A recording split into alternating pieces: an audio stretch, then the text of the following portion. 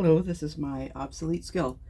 I've been wanting to tell people this information since before it was an obsolete skill.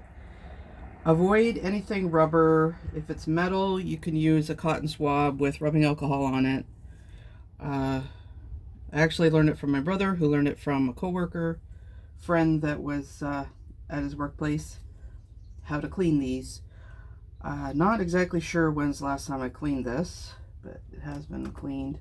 So there's like little tines and things that are metal, and you just try to see how much dirt you can get off and just try to clean it. You can kind of use either a dry cotton swab or a wet one to try to get any little bits of dust.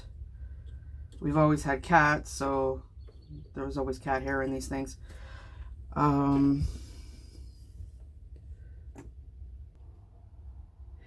It can take about 2 or 6 screws to undo the top. This one I think has 5 screws at the top. There's always slightly different ways of undoing them. Every model is slightly different, but you always have these heads. I usually take a cotton swab and hold one part of the thing, the head, and try to spin it. So it's been a while, I think, since I cleaned this, because there's a little spot on there, but I don't know if that's damage or what. So the top part of the head spins. If you're curious to where your tape actually touches, if you still use VHS tapes, you can kind of run it when it's open. Just don't touch anything, because there's power going through things. Or if you happen to get a tape stuck, you can take the top off, and then with dry cotton swabs you could use to undo the tape and try to rerun it again, because that also happens sometimes. So you just kind of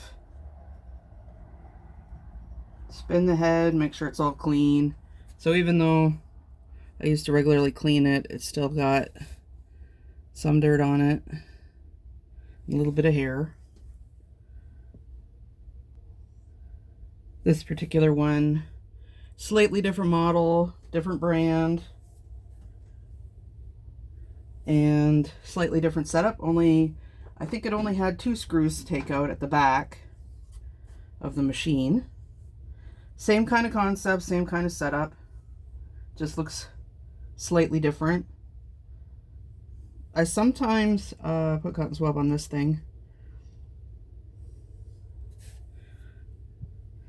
It kind of looks, I don't know what the hell it is, but it's kind of like tape. You also want to avoid taking off any grease when you're trying to clean it up. And then this part I do as well.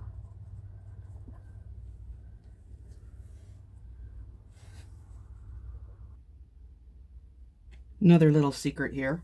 So this is actually one of the 3 tapes that we got when my family first got a VCR. This is actually Ghostbusters, but the labels have completely come off. So if you still have tapes, if they're not tracking properly, you can take a pen or something, and there's like a little button back here. If you press that, it kind of changes the tension on the tape, and that can often fix a problem that you have. You're also supposed to fast forward and rewind the tapes every 2 years, but it often didn't really do that, or be watching them more often than that. And then they're supposed to be stored like a book with the tape at the bottom as well. So I still have some VHS tapes, even though we got rid of a lot of them. There's some things you can't convert, and some things, home videos or sentimental tapes like this one is, we've still kept. But it's how to try to keep your obsolete system running.